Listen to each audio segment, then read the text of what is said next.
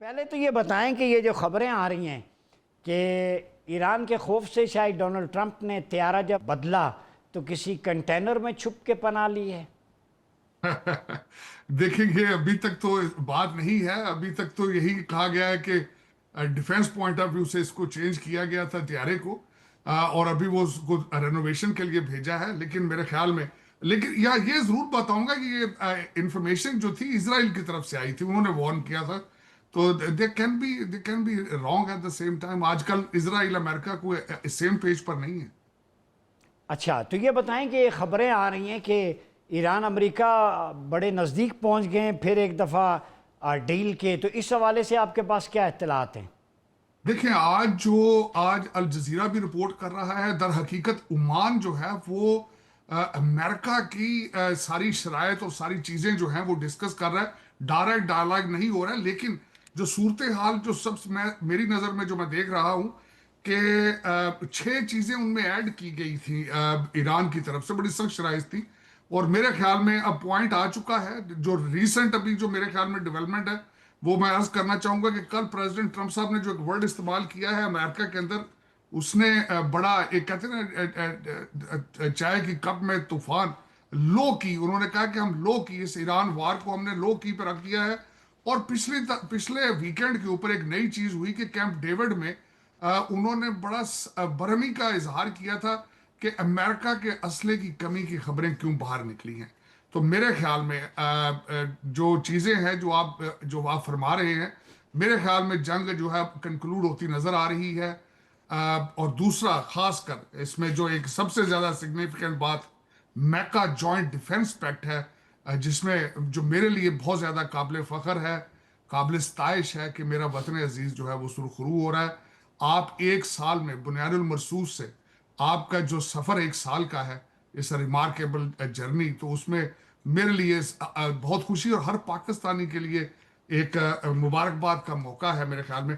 لیکن وہ that is a game changer, وہ ایگریمنٹ جو ہے ڈیفنس پیکٹ جو ہے، this is a game changer in the region. اچھا، یہ ساجد طارق صاحب، میں یہ اتھینٹک ایک خبر آپ کو بتا رہا ہوں، اس پہ آپ کا تبصرہ چاہیے کہ نیتن یاہو کو اس پیکٹ کے بعد اور پھر یہ جو کچھ امریکہ ایران ڈیل سائن ہونے جا رہی ہے، جو ڈیولپمنٹس ہیں، اب وہ اس کی لابنگ اسرائیل کی کمزور ہے۔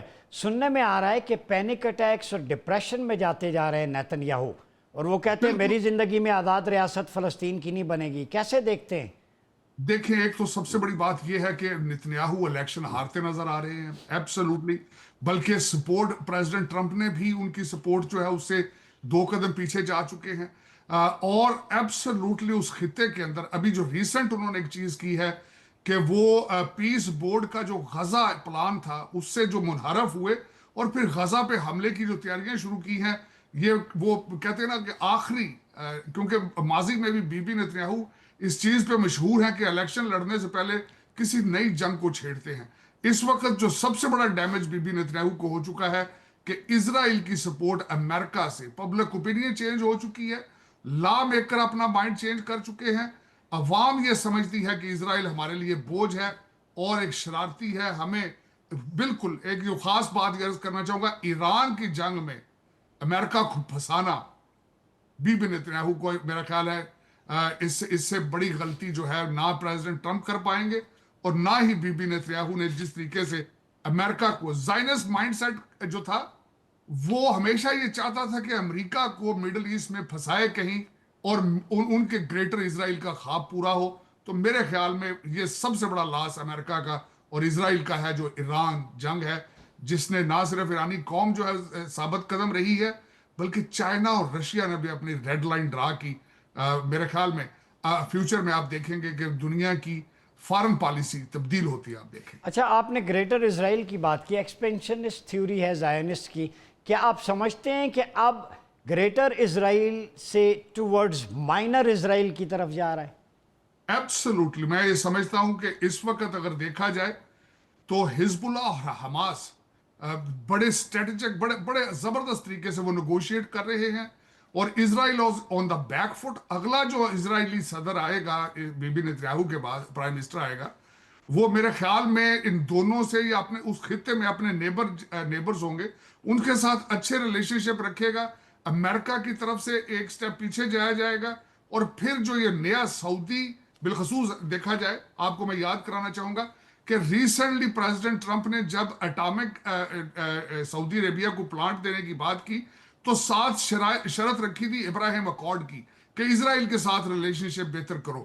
اس کا جواب جب میکا جوائنٹ ڈیفنس پیکٹ کے ساتھ آیا تو ساری دنیا پریشان ہے، بالخصوص بی بی نتنیاہو. اس کے بعد میں سمجھتا ہوں کہ بالکل وہ جو گریٹر اسرائیل کا اس پیکٹ کے بعد گریٹر اسرائیل کا خواب جو ہے ہمیشہ کے لیے دفن ہو جائے گا. اس کی وجہ یہ ہے کہ اس خطے میں دیکھیں ٹرکی بیٹل ہارڈن اس وقت دنیا میں تیسرے نمبر پر ڈرون پروڈیوس کرنے والا. اسی وجہ سے آج اسرائیل پریشان ہے کہ ان کو اگر F-35 ملیں گے تو یہ پہلے ہی تیسرے نمبر پر ہیں ڈرون پروڈکشن میں. 80% ڈیفنس اپنی ضروریات ٹرکی خود پوری کرتا ہے. اور اس کے بعد پاکستان آرمی جو نہ صرف امریکن ہتھیاروں پہ ان کو مہارت ہے F-16 اور دوسری چیزوں پہ، اور ساتھ چائنیز ٹیکنالوجی کی سپورٹ ہے ان کو، اور اس پہ گرپ ہے جو انہوں نے ریسنٹلی دنیا کو ثابت کیا بنیان المرصوص میں بالخصوص. تو اس کے بعد اور تیل پھر سعودی عربیہ کا، پیسہ سعودی عربیہ کا. وہ کہتے ہیں نا کہ this is a new beginning in that region. اور اس میں میرا پاکستان، میرا وطن، میری مادر ملت جو ہے وہ چمک رہی ہے، روشن ہے. آپ کا فیوچر تابناک ہے.